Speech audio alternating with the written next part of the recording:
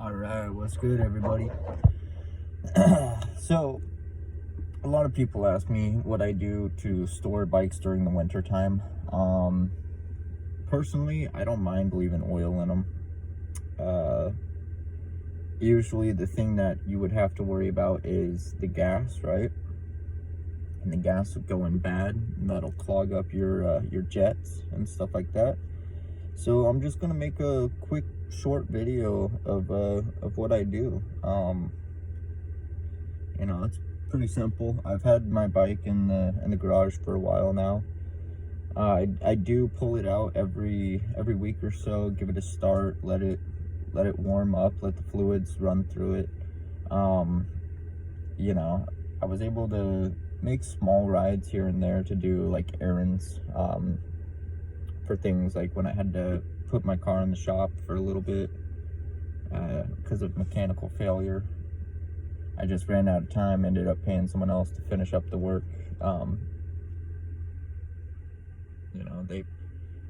They were saying, oh, well, this is what it takes to get it like ready and everything like that.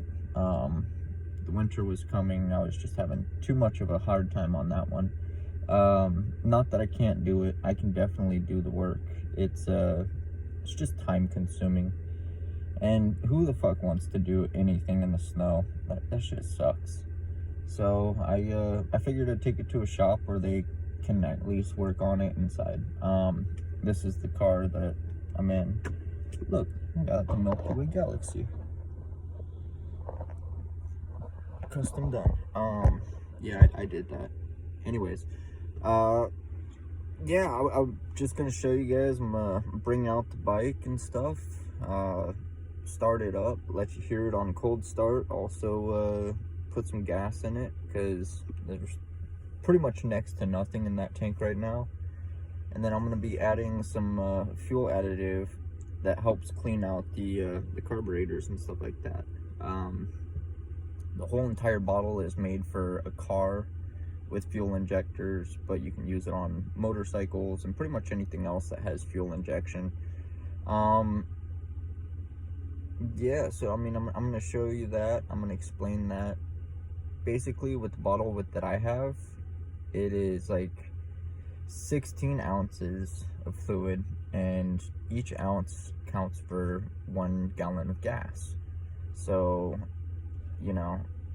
I'm probably gonna want to use 2 ounces ish of that fluid, leaving me several ounces. I'd rather go under than over. Yeah, so I'm gonna show you guys what all that stuff is and how to do it, and hopefully this helps you out for when you're storing out your winter bike, or if you're just pulling it out of storage. These are things that you want to do.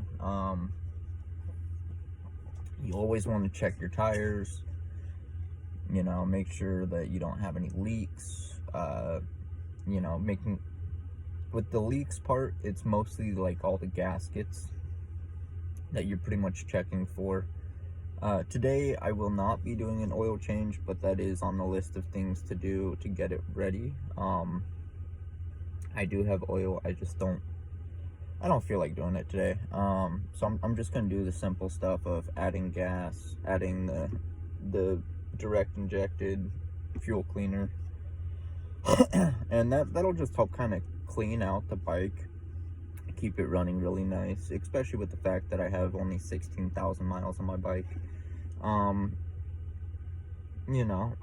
really don't care what anyone says about all of this. This is not my first motorcycle. This is my 12th at least. I've had more than 12 bikes, but this is like my 12th one. I normally do buy Suzuki and rebuild them. The last Suzuki I owned was a 2004. I had just finished fully building it out. Took me 2 years to build it the way that I wanted it. Had the gearing like done perfectly, the timing. I bored out my pistons, basically turned it into a 990 stroker. and that was a 750cc. I did buy a extra upper end for cylinder heads, you know, just in case if I was getting way too close to the walls of the motorcycle, because like you won't, when you're boring it out, you don't want to bore it out to where the walls are so thin that that it breaks on you. I ended up buying brand new pistons that were the right size. So it went from 750 cc's to a 990 stroker. That was the best thing that I could have done. And for that bike, that's literally what you want to do, especially if you're going to race it. You know, time everything out. Make sure that you have the right honing seconds for each housing, you know, for your pistons. Making sure that you have brand new carb, reset the carb to manufacture. If you live in a cold state, it's perfect because you can turn down everything to where your bike will bob and it'll go pop, pop, pop, pop, pop, pop, pop, pop, pop. It'll just barely be running, and that's what you want when you're tuning it out. My 2004 specifically had regular carbs. I don't know why, it just did. I mean, actually I do know why. Part of it is because they did the direct injected, and then like everyone has issues with, oh, my direct injected carbs are not working and blah blah blah, so it's not squirting fuel in properly, I can't get my bike to start, this, that, like the whole fucking 9 yards. You literally hear everything and you see everything when you work on these things.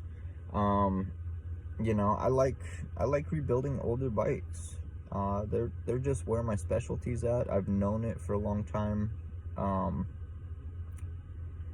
You know, I got to do pretty cool things like meet Suzuki's son, who owned the company before it was sold. He was here in the United States, had a conversation with him, you know, got to learn more about the bikes and the history of it and stuff like that. You know, it all depends, right? So like if you're gonna buy a bike, buy it that's not crashed out, you know. Make sure it doesn't have a salvage title. There's a lot of things that you want to do, and having a salvage title means nothing besides the fact that at one point in time the bike was crashed, you know. Really simple to fix, and that's what I love about these bikes, is that you can fix them. You literally redo everything on them. The only thing that you can't really redo is the frame, and it depends on what part of the frame that you got fucked up. If you got the front end that cradles the engine, you know, with the stem for your forks and stuff like that, like if you bend it around that engine, then you're kind of fucked. You gotta get a new one, and when you do that, that's when you get the salvage title, because the VIN numbers don't match up. I've had to do that once. It was fun, but I mean, I like giving these bikes a second life. They deserve to be ridden. They deserve to be cherished, you know. If you don't know much about these bikes, know that they will kill you if you do not ride in your zone. So yeah, I'm gonna go ahead and get started here. That was my introduction, as good as it gets. So yeah, let me start with the fact that I am in the state of New Hampshire. This shit is fucking cold. Look at all that snow. And I just went out and got some ice melt, threw it down, so it's working pretty quick. I'm happy about that. So, you know, you can see that the ice is melting, snow is melting. Good shit. Really hate to keep it around. Yeah. I smoke cigarettes, so what? there's worse things in the world that I could be doing, and I choose to smoke cigarettes and drink coffee and work on motorcycles and enjoy life as much as possible, really. You know, to each his own. I do things like work on cars, trucks. I prefer not to work on other people's vehicles, just because I don't feel like it's fun.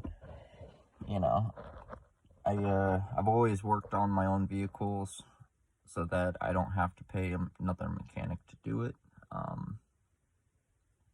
Yeah, just fun stuff. So I'm gonna show you the bike here in a second. We'll get it started, we'll pull it out, and yeah, I'm gonna show you guys what I do. So talk to you guys in a second.